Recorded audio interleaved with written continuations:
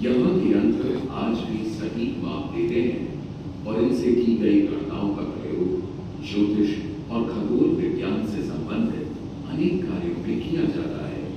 आज के इस सफर में हम आपको यहाँ के प्रमुख यंत्रों की कार्यशैली से भी अवगत कराएंगे। हमारे सफर की शुरुआत हुई है 1719 से।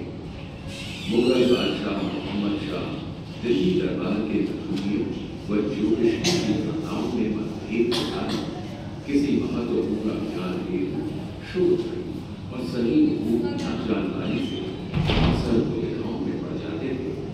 इस असमंजस की स्थिति से निपटने के लिए उन्होंने अपनी स्वयं की वेधशाला बनाने का निर्णय लिया, जहां अपनी ही तालिकाएं बनाकर सटीक गणनाएं की जा सके।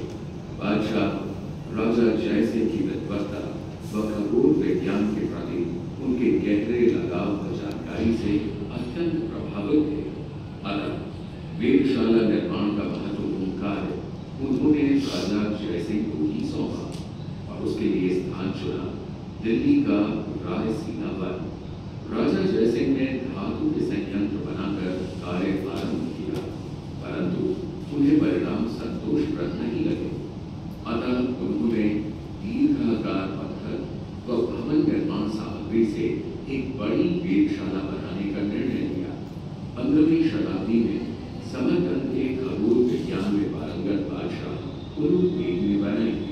अत्यंत सुनियोजित तरीके से उन्होंने पश्चिम से प्राप्त दस्तावेज व अपनी खगोल शास्त्र व ज्योतिष की जानकारी के आधार पर आमेर से कुछ दूर राजकटोरा झील के पास एक गुप्त स्थान पर अपने प्रयोग आरंभ किए।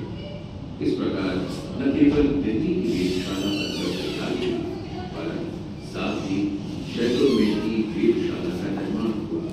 बाद में वाराणसी, उज्जैन व मथुरा में ही वेधशालाएं बनवाई गई। इस प्रकार का संकेत भी मिलता है कि उन्होंने अपनी नई राजधानी जयपुर के राजमहल के निर्माण के साथ उसकी भूमि का को खगोलीय उत्तर दिशा के कोण से मिलवाया। जयपुर के इस जंतर मंतर में 18 पूर्ण कार्यान्वित यंत्र हैं, जिनमें से कुछ पर जयसिंह की पारदर्शिता एवं मौलिक सूच की छाप है। चलिए अब हम इन साधारण दिखने वाले यंत्रों के बारे में कुछ और समझें। पहले हम धूप घड़ी को साधारण चित्रों से समझें। दिन भर में सूर्य की स्थिति के अनुसार हमारी परछाई बदलती रहती है। सुबह सूरज पूर्व में होता है तो हमारी परछाई पश्चिम की तरफ पड़ती है। दोपहर को जब सूरज ठीक हमारे सिर पर दमकता है तो हमारी परछाई हमारे ठीक नीचे पहुंच जाती है, और जब सूरज पश्चिम में होता है तो यही परछाई पूर्व की तरफ बसरती चली जाती है। अगर इस परछाई को हम एक गोलाकार आकृति की पट्टी पर रख दें ताकि परछाई बराबर गति से घूमती रहे, तो हम दिन में कभी भी किसी भी समय का अनुमान लगा सकते हैं। धूप घड़ी हमारे इसी काम में मदद करती है। धूप घड़ी पर रहे चिन्हों से सुबह से शाम तक का समय सहजता से पता किया जा सकता है। ये पट्टी जितनी बड़ी होगी, समय की जानकारी उतनी सूक्ष्म व सही होगी। लघु सम्राट यंत्र में हम मिनट के 20वें सेकंड तक को देख सकते हैं और बृहद सम्राट में हमें 2 सेकंड की भी जानकारी मिल जाती है।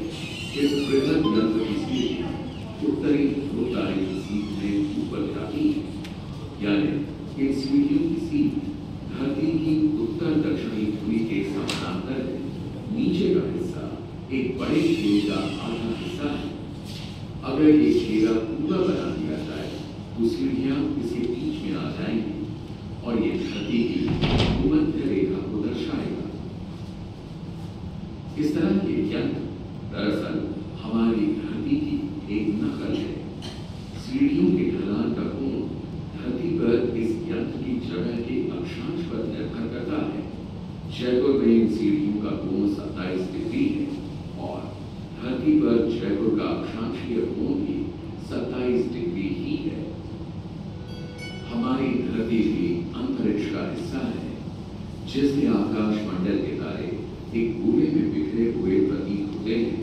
इसे हम खगोलीय गोला कहते हैं। हर राशि के यंत्रों की सहायता से हम इन राशियों की आकाश में स्थिति का अनुमान लगाते हैं। इन्हें हम राशि फलन यंत्र कहते हैं।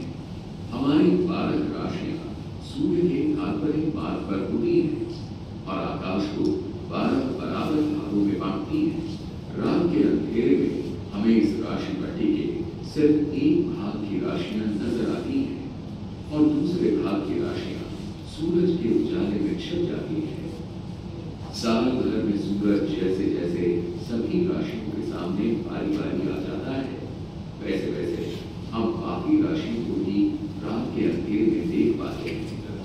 इससे हमें महीने और साल पूरे होने का हिसाब भी मिल जाता है। धरती की धुरी पर घूमने के कारण दिन में ये राशियां हमारे ठीक ऊपर आ जाती हैं। सिर्फ उस वक्त